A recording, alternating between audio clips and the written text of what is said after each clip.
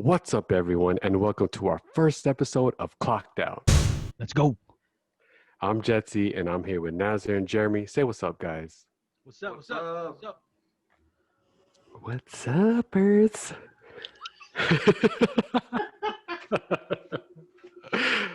uh, where'd you go, man? Like schnoz? Well,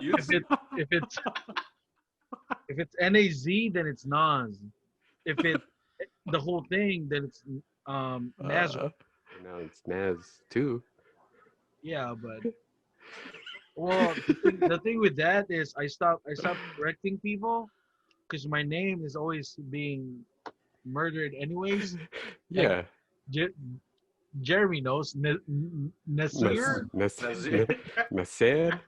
I think this episode should be how not to prepare for a podcast. Dude, And I know, right? We were supposed to start at 7:30. It's like 9 o'clock now. First of all, you need to be on time, right? When the Right. group decides a certain time, we got to stick to that starting time, not I was there. like 2 hours later, You were, dude. Okay. right? Yeah. So that I agree. I thought 7:30 to 8. I think that's rule number one, is always be on time, right? Yeah. That would probably be the most important rule, because Always there's time. three Yeah. of us, and we want to show respect to each other, Yeah. I and agree. right? We, Yeah. I mean, we all have work. We all work long 12-hour shifts sometimes. You know. Yeah. What's the number two rule on how not to start a podcast? What would it be? Well, I was gonna say what we can do to improve a podcast, which would be to do a little setup beforehand. Instead of A just little- strolling in and then. You mean set up You know, as you mean like a rehearsal or set up your equipment? Oh, What do you mean just- by setup? Yeah, like set up your equipment. Like here we are, we're trying to mess with our microphones, and once it's better if you're already all set up, you can Oh, you start mean- the podcast and you start talking already. You mean like a sound check, like how they do in like bands and stuff? Yeah. Maybe that's something that could be, something that could be done. So rule number two would be to have everything organized before you start, pretty much. Yeah, I like Yeah. that. Yeah. Organization makes life easier. We don't Right. want to work hard for this. Right. So number two is organization. Have your stuff ready before you start. So the number three rule on how not to start a podcast would be I think not having a topic, like if we don't have a topic, then like our conversation or our podcast will be all over the place. We'll be talking about different things, and when we'll get off topic, we'll get off track, and then we're gonna have problems with people, understanding what we're talking about.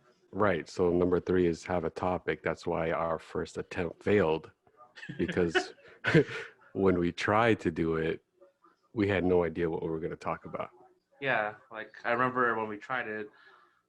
I don't know where I was going with the conversation, but all of a sudden I'm talking about masks for some reason. I don't know. Yeah, it was all over the place. Yeah, so we would have a topic. That's why I made an outline for everyone to follow, but people still didn't even follow it. So number three would be to have a topic to discuss. Another thing would be, like you'd want to be respectful towards each other, and respect other ideas, and even if you don't agree, listen and hear people out. Right, that I think that goes with number one. That's respecting everyone. So Right. Yeah. yeah, I feel this group we have respects each I other. love you guys. Yeah, we've known each other. Just in general, not necessarily us, but Yeah, we've known each other for other- years. For how long have we Yeah. known each other? Well, I've known Nazar through work, and I became an RT after him. So that was 11 years ago. 11 years Was it ago. 2009, Jetsy? I think that's 2009. Yeah, that's when we went to respiratory school. Wow. Was it 2008, 2009, or something like that? I think so, around there. But I knew Jeremy before from high school because we went to the same high school. But he was in my brother's grade, a year ahead of me, and then I met Nas. Sorry, I met Naz at work. Um, I don't even remember when I started working at that place, but we were all working together though. Didn't you Yeah. guys get hired right after you guys graduated? Yeah, Well, when I graduated, when I got my license, Oliver or Jetsy's brother, he brought me in to meet the manager over there at where you were working at. So like right after I got my license, I had a interview already over there where you were working at. yeah. When I finished, I went on a little break before I started to work. So when I came back, then I spoke to my brother, and he was like, "Yeah, I'll get you in." So I had a meeting with your manager. Yeah, he offered me full time, probably because he knew my brother. So it's good to know people. Definitely, because remember when we Um, graduated, the people, some of our classmates weren't able to get jobs right away. right, yeah. And then that's where we met Nas, man. How'd At you get to Winter Park? I don't even remember that story, Nazir. Me? Yeah, how'd you end up at Winter Park? Through Renee. We I knew was him. he was my what do you call that when you follow someone? Preceptor. Yeah, he's my preceptor in my when I was a student. And Oh, then you were a student there? no, I was a student at his other spot. I forgot the name, Oh, okay. but I met him there. He said he'll train me, and then he trained me, and then he was like, when you pass your test, call me right away, and I have a job for you. So he trained me for actually 6 months before I actually got trained at work. All right, so we all worked together for a while, for years, and then we went our separate ways. I went to the East Coast. I went to Jersey.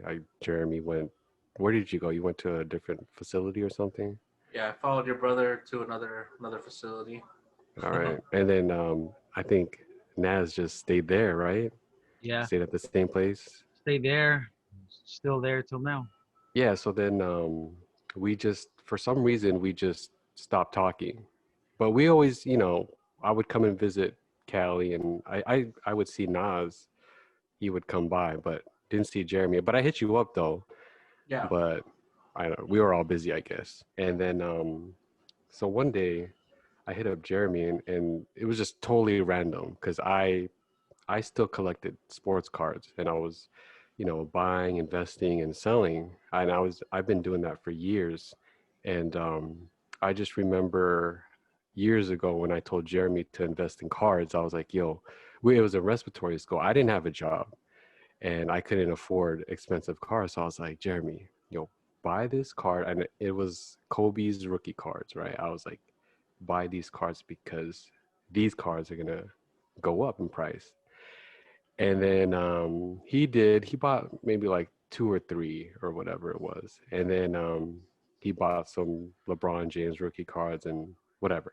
So I remember telling him that. So I hit him up, and I was out of nowhere. I was just like, yo, what's up, man? Do you still have your cards? And then he texted me back. And then I forgot what was it that you said? I said, well, that was like years ago, and then I had stopped collecting. And then when you hit me up about my cards again, I think I just said that I have all my cards in a shoebox just sitting Yeah. around. And then I took a picture, and then I sent it to him, sent it to you. And then you said that there was a couple cards that were worth some money, and then that got me Yeah. interested again. Right. So he had a couple cards, and I was a little upset because I was like, bro, you didn't follow my advice. I told you to keep buying cards because now his cards are worth thousands of dollars, Hmm. you know? Facts, So yeah. facts. So and then after I spoke with Jeremy, I remembered I told Nazir to invest in sports cards too. So I hit him up, and I was like, I think I asked him like, yo, do you still have those Kyrie Prism rookie No, cards? you asked me, yo, you still have your KDs? Oh, KD's, okay. So I asked Nas about sports cards, if he still had his, and he said, yeah. Oh, he said his was in storage. Yeah.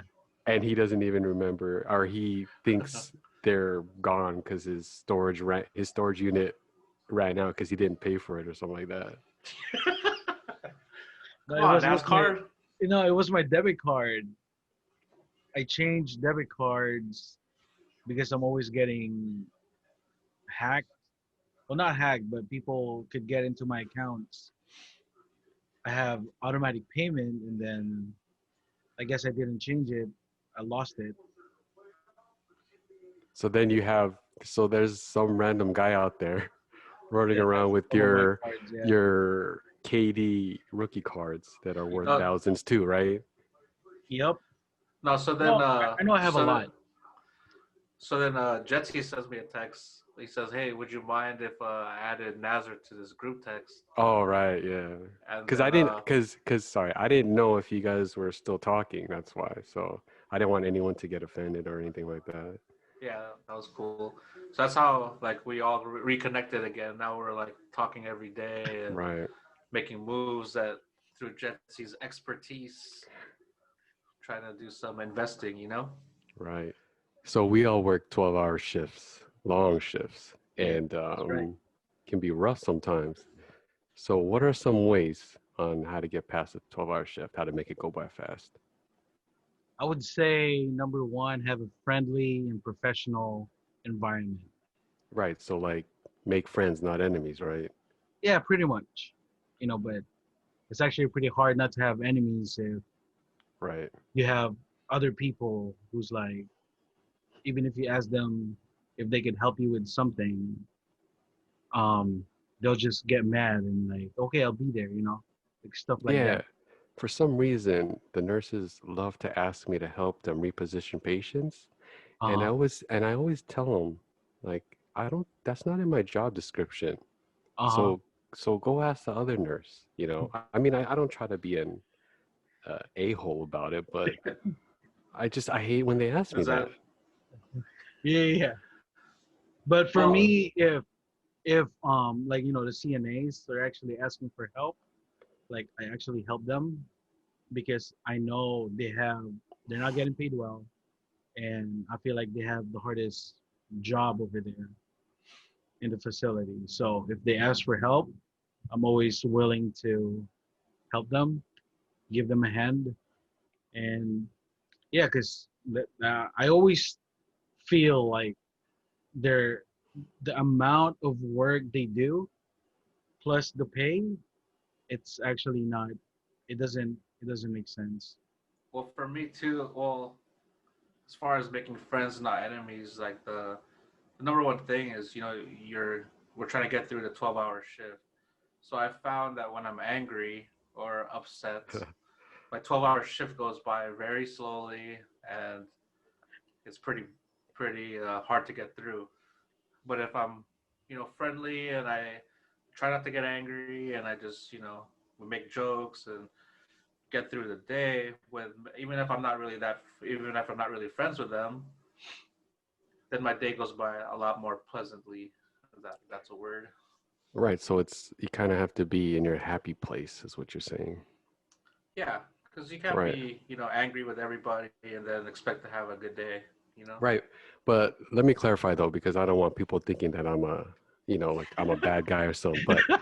But no, the reason why I don't lift patients because one time a nurse asked me to help, and it was a really heavy patient, and I was like, all right, I'll just help out because I feel bad. So I got on one side, the nurse was on the other, and she was like 3, 2, 1, and we lifted. I guess I did it the wrong way or something like that.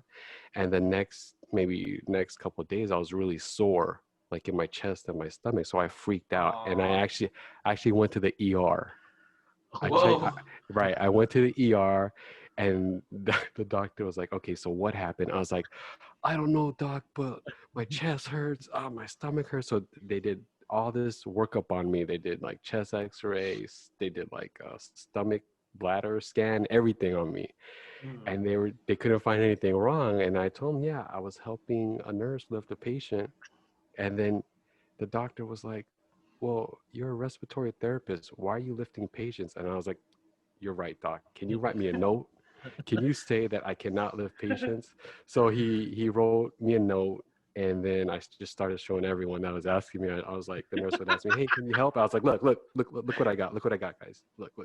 Did you laminate it and like put it on your Nah, badge or but I what? think, but that was only good for like a year, and that happened like 3 years ago. So I can't use that excuse anymore. Wow.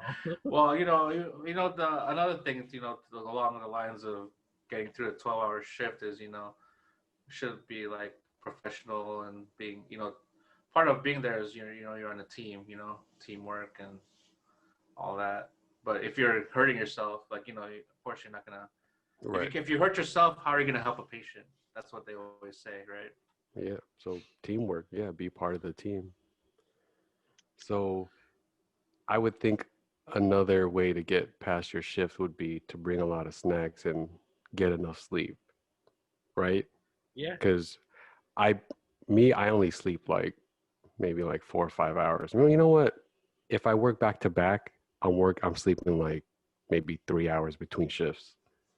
Do you guys sleep? That's You guys get enough sleep or? For me, enough is like 4 to 5 hours. well, I don't Dang. know. I'm getting a I'm little fine. older, so I require a little bit more hours than You you need guys. he needs his beauty sleep.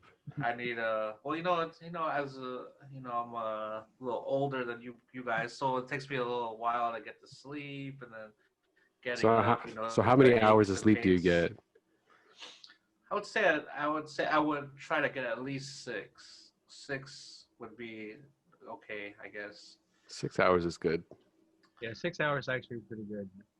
But when I'm off, Oh yeah. Well, it's not really sleep actually. Like when I'm off, like you're saying, for me, it's not really sleep. I'm just like laying there though. Like I'm awake, but I'm not really doing anything. So it's kind of sleeping, kind of not. I don't know. And you guys work the day shift. I work the night. So what's good Yeah. about the day shifts is that when you guys get hungry, you can actually order out, right? yeah. Because I don't have that luxury. Everything closes, like 11 or midnight. So after that, we're just on our own. So that's why I try to bring like, as a lot of snacks as I Like can. what? But What do you bring? What do you bring?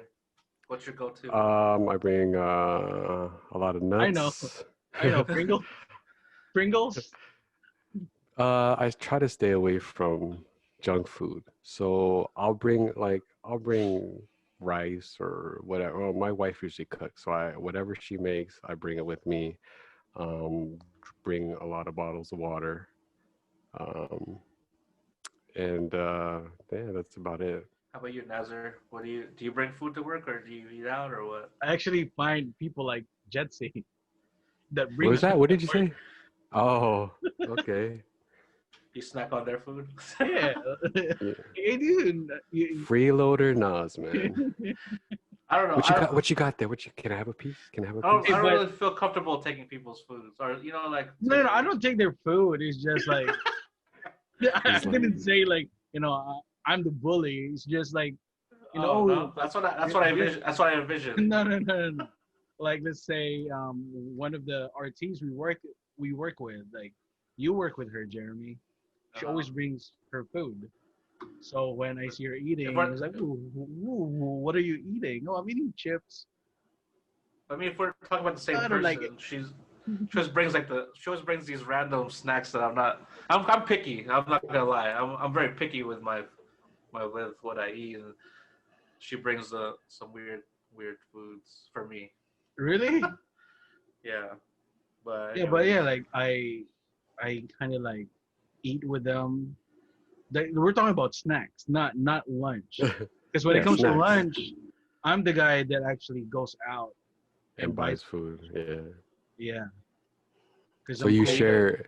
So when someone's eating a popsicle for a snack, do you share Oh, with no, them? I, no, you no, let no. do you let them have it, Nazar, No, like or just like the same thing you when bring like like when nuts. you're They have nuts, they have chocolates. right. uh, All right. So next would be to visualize your future goals. Remind yourself, why are you working these rough 12-hour shifts 3 days a week for how many years? Like, what are you working towards? What is your end game here? You're working towards retiring at an earlier age, or are you happy with doing what you do, or do you see yourself doing something else in life? For me personally, I feel that I don't want to be being a respiratory therapist for the rest of my life. I want to do something else. It's fine for right now, but maybe in 5 to 10 years, I want to do something else. I don't mind working part-time or per diem, but I don't want to be full-time anymore. So I want to just venture out and do something else. Yeah, me too. I mean, I've been struggling with that question for a while, like in my own personal life. But but I see a lot of perks with being a respiratory therapist, and it's afforded me to live a certain lifestyle and all that. But yeah, the I mean, for me, when people ask me why I have like two jobs, or like I have at some points I was working two full-time jobs or whatever. I think that our ultimate goal is always working so that we can stop working, Right. right? So for me, I work all these days thinking that I'll work hard while I'm younger, and then when I'm older, it'll afford me the chance to work less and probably do something I'd be more interested in, you know? Right. I hear you. How about you, Nas? What do you see yourself doing? Well, right now I'm actually at the position where I have my own department. I'm the head of the respiratory department from where you guys used to work at. Right. My next goal will probably be able to work in a corporate environment, but at the same time, I want to let go of respiratory to do something different because I feel like I've been doing this for 12, for like 13, 14 years. I started when I was really young, when I was 19. And as a very young guy, I feel like I didn't really enjoy my 20s, Right. because all Because I you're did, always working. yeah, exactly. I was working just like Jeremy. I have two full-time jobs, you know, before it was fun because 19 years old making that much money, like it's Right. crazy. And but now I feel like by 50, just like what we talked about, I want to be able to retire at 50 doing something different Right. before getting to 50 actually. So we all want to retire at 50. I would say, yeah. That's our goal, right? That was our main goal to start with. Right. Yeah, And that's a and retire when you put a number on it like that, you kind of gives you a little bit more motivation yeah, Right. exactly. to push forward. When you don't want to, you know, hashtag retire at 50, right? Yeah, and I feel like that's why we're doing this also, I mean, we're Right. we're learning something different, and hopefully our growth will be really good and people would see I Yeah, hear our like you, man. yeah, like this is kind of funny, but like I'm a very quiet person, you know, and now here we are doing this podcast. This is kind of cool. It's something different, right? Yeah, it is Yeah, something different. Yeah, because I mean, we're all used to doing the same thing, man. We're all used to just working that the 12-hour grind. shift. Yeah, the Yeah, yeah, yeah. grind, 12 it's hours. actually it's actually like clockwork now, until Yeah, Yeah, until until you make it stop. we're just like machines, man. You get up and do the same thing, on repeat. You know, Exactly. you do something like this, it's totally different, totally out of the norm. yeah, Mm. It's like a breath of fresh air, for sure. Like right? And then I was thinking when we were talking about it, I was like, oh my gosh, this is like so out of what I do. Like it's not what Yeah, I yeah, yeah, do, exactly. And then now we're doing it. Now like I have a whole setup and all this, and it's like wow, we're actually doing this, and it's actually right. pretty fun. Like All right, guys. Thanks for watching and stay tuned for our next episode. Peace out, guys. Peace.